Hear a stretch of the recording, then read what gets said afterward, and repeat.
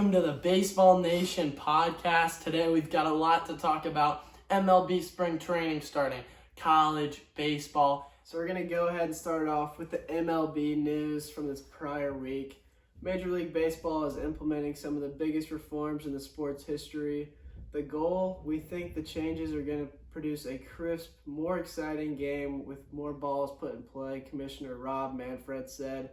Here's a look at the new rules. Are the new rules interesting? The pitch clock is the buzz rule. Everyone's talking about it. Pitchers will have 15 seconds with the bases empty and 20 seconds with runners on. At 8 seconds, the batter better be in the box or he's getting an automatic strike. And if the pitcher doesn't deliver during their time frame, that's a ball.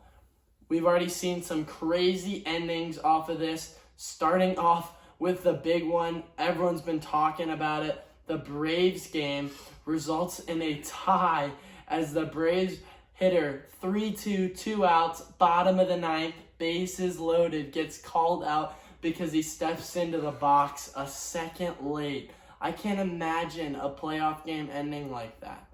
It's not a good foreshadow for the Braves season. We're just finding new ways to lose. It's not a good thing. Another new rule is bigger bases. This, I think, is very positive. It's going to limit some injuries, so I'm excited to see how that plays out. Yeah, I already saw a picture of Javier Baez's foot next to the base on a tag. I was like, that's a pretty big base. There's obviously a couple clickbait pictures of the bases where they show these gigantic bases that are obviously not real. But hopefully the bigger bases is going to increase steals, increase running in the game. Manfred's just trying to make the game more exciting. I don't think anyone's really pro Manfred, which is understandable. Our next rule is the MLB shift ban. This is the one that was most talked about before the game started. Shift ban is certainly interesting as you see a lot of guys' defensive metrics were really helped by the shift ban, especially Jonathan Scope, highest outs above average in Major League Baseball. Unfortunately, he was the worst qualified hitter. Tough break, happens to the best of us. But, hey, and I think the shift ban is going to make a big difference on that. Everyone's going to be able to make the most athletic plays possible. We're going to get to see guys like Trey Turner show off their range with all that speed they have. And we're also going to see players like Belly, Gallo, they could maybe change their careers with this new change. So excited to see how it plays out. Next up, let's just get into some of the spring training games. Something really interesting I've seen is that they're doing split squads. So the Phillies today, filming this on Saturday, the Phillies played the Tigers and the Yankees, went 1-1, lost to the Tigers, beat the Yankees. Not the way you would have thought that played out with Parker Meadows' home run. Interesting game that one was. The Blue Jays are splitting their squad up soon. It's really, really interesting. I've never seen that before. Mets played Marlins and Stros. I think it's really cool because they are allowed to start using all their bench bats. As we saw in the Mets, they used their starting lineup against the Marlins, but they got to see some new guys against the A's. So that was pretty cool. Another funny thing, this is from a little bit of the beginning of spring training, the best shape of his life joke. I think everyone's seen the Jeremy Pena triceps pictures by now. His triceps were looking like a bowling ball. They were huge. Let's see if he gets to kind of play off of that World Series and ALCS MVP because he's definitely looking in good shape. I mean, dude is the future for the Astros, I think. They lost Correa, they lost some big names, and he has stepped up, and I can't wait to see what he does this year. Future of baseball is looking bright with guys like J-Rod, too. Definitely some big market, big-time guys. And next up is Miguel Cabrera pulling up to spring training in a man bun one day and with tight braids, cornrows to his head the next. Miggy Cabs is going out in style in his last ever spring training. I think that's great. I mean, he's just enjoying his last season. What a phenomenal career by him. 3K hits last year.